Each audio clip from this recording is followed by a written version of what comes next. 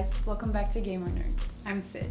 In this episode, we'll be talking about the long-awaited God of War 3, released exclusively for PS3. In this sequel, we follow the vengeful Kratos as he exerts his wrath on the gods of Olympus. The ghost of Sparta's quest to destroy Zeus leaves nothing but destruction in his path. But that's enough for me. Let's hear what the boys have to say.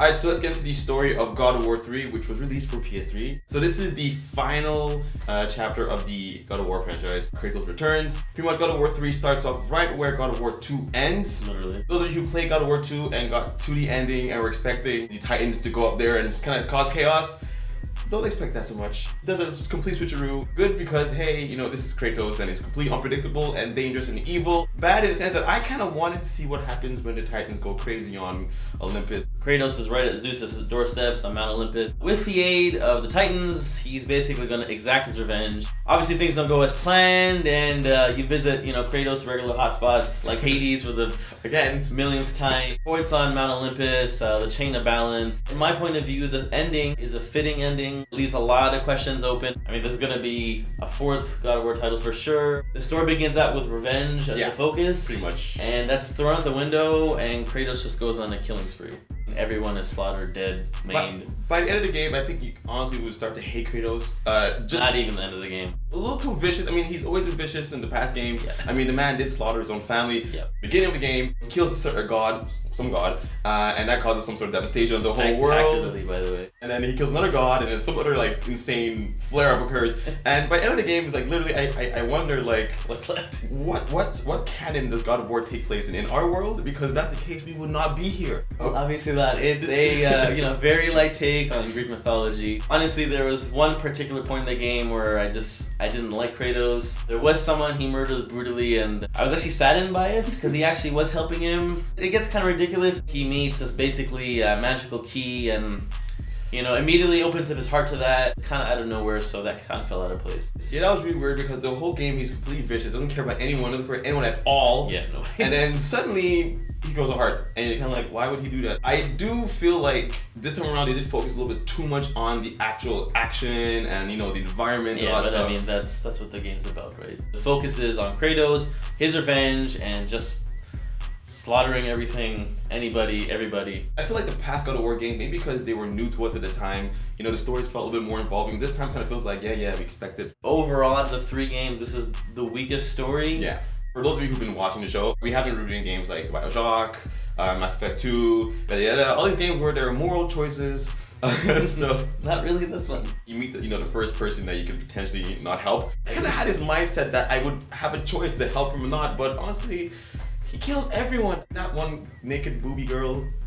Yeah, Poseidon's concubine, man. She makes I was actually surprised that she met such a gruesome death, but I mean, it's Kratos. You should not be surprised. But all in all, fitting in to a great, fantastic trilogy. Yeah, good stuff. If you've played previous God of War titles, PS2 or PSP, I mean, you'll be right at home with God of War 3. The gameplay itself is a very, very subtle evolution of the first 2 titles. So if you've thrown a Blade of Chaos, Blade of Athena, whatever the hell they're called, I don't know what they're called in this game, you'll be very comfortable. The focus is on visceral violence, action, blades whirling around, switching weapons on the fly. One thing that this game does better than other ones is that the frame rate is locked in 60 frames per second. The gameplay is much smoother. You'll get stuff like the Nemean Cestus, which are these crazy, lion gauntlets. How you get them is a very interesting plot point. Sorry, Hercules. Another thing that's different in this title is that the magic is locked per weapon now, so you won't be fumbling through the game menu. It's much smoother in general. There's still a focus on action, but obviously there's going to be some simple puzzling and 3D platforming. Honestly, I don't think you can ever get stuck in the puzzles in any God of War game. One thing they did change in this game is the quick time events. You have to press a button, it's actually on screen where it would be on the controller. Made it kind of too easy because, in past games I kind of felt like always tense, like, oh my god, where's it going to be? And you still missed them. I think QuickTime events in Heavy Rain were done much better. You actually did something that resembled the action on the screen. But again, yeah, the QuickTime events are a little too easy, and if you miss them, you die, you do them again. I mean, there's no repercussions per se. Another thing that this game focuses on is flying. In fact, you're going to be flying up the same damn chain, 3-4 times. All the flying debris coming at you, and it's like, how many times? It's pretty easy. If you're a veteran of the series like we are, jump right away to Titan mode. It's way too easy on normal. The gameplay keeps up the pace, it's intense, but you want a challenge. I don't know about you, Voice, you probably played on easy. I went up to normal. Whatever. Which is a joke, by the way. Another thing that's unique to the series, and this is probably attributed to the power of the PS3, is scale. God of War 1, the big, battle was the Hydra battle. That was very impressive for the time. Trumped by the Colossus of Rhodes battle in God of War 2, which was ridiculous. And then they had, the Poseidon battle, which is just, wow. On Gaia, by the way. On Gaia, screw Gaia. The game just zooms out from a million miles away. You'll still see Kratos. Actual gameplay still applies, and they'll zoom right in on him. The Poseidon battle, that just sets the tone for the game, and man, that was freaking fantastic. I was kind of disappointed with some of the violence. There were some weird things you could do. Here we have, Kratos checking the Minotaur's teeth. Dentist work. Helios, and we're giving him a neck massage. Santa Monica, what's up? I was kind of disappointed, but man, gameplay is intense, fantastic. I loved it. Honestly, if you want to buy the game for anything, just buy for the gameplay. Bingo.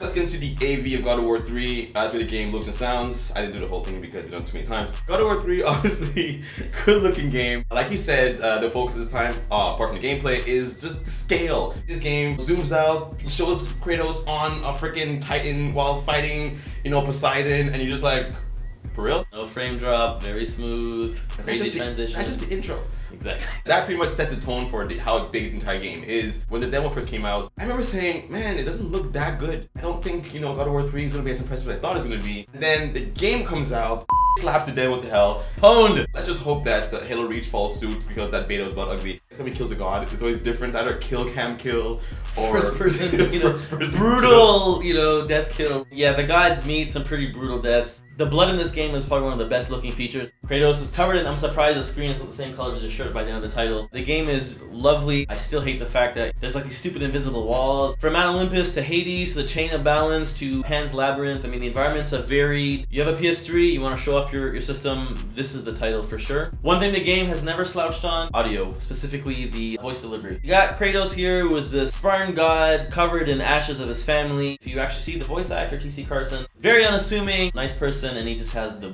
most badass voice. He did motion capture, so lip syncing is very good. The gods scream, in agony. Hermes, I'm really sorry, I felt really bad about, taking your boots from you. I will say this, it's one of the best sounding orchestral soundtracks ever. Poseidon battle is just crazy visually, amazing orchestral chant going on. 7.1, the AV is absolutely fantastic. What do you get for your money? Right off the bat, the single player adventure is about 8 to 10 hours. It's kind of short. Yeah, if you play on easy like Voice did. Again, if you played the previous games, jump to Titan mode, it's really a challenge. You have basically the challenge mode, I forgot the name. Kratos is put in an arena, he has certain conditions to meet, and you gotta complete with a certain amount of time. If you're a really hardcore God of War fan, you wanna complete these. In the single player mission, you find the Gorgonite and all that stuff. So. Yeah, so you have the collectible items. My favorite addition to the game, in terms of bonuses, is the sex scene. Well, it's not really a bonus, Yeah, we do expect it from all the games. This time around, it was kind of different. What's the name again? The god is Aphrodite. Aphrodite and her concubines, and you get to watch. From the point of view of the concubines, actually pretty funny. Yeah, they were pretty horny. They were going at it pretty well. The reason why we're so late in reviewing this game is that Voice never actually beat it because he kept failing the sex scene with Aphrodite just to redo it and all. So I just want to say we're really sorry about the lateness in our game. Moves. You have the regular version of God of War 3, which Voice has bought here, and no surprise, I bought the Big Daddy version, or the Ultimate Edition, which I gotta say is pretty disappointing. You get the regular version of the game, Pandora's box, surprise, surprise. It's made of plastic, which is very disappointing. There's an art book, and even more disappointing is that the music is an MP3 download. Santa Monica, you took my money, I'm very disappointed, but I love the game, so you guys get it right back. By the end of the game, we were a little bit surprised at the final battle. There was rumors that there was supposed to be an epic three-way battle between 3 individuals that was cut out due to a lack of time. And rumors that may come down in the future. I was kind of shocked by the ending because it was, really? There's still more God of War to come. There was a new PSP title recently revealed. Santa Monica, fantastic end of the trilogy. Story needs some work. Yeah. Gameplay needs more blood. Just kidding.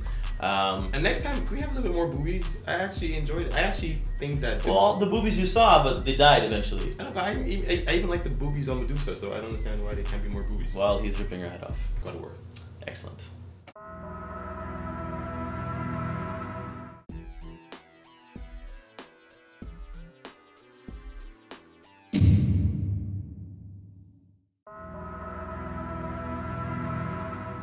Thanks for watching. We hope you enjoyed the show. Feel free to leave your comments and feedback below. And please subscribe. See you next time on Gamer Nerds. You've used the Chains of Olympus, Chains of... It's just your pause, like, is he still pausing? I totally forgot. Chains of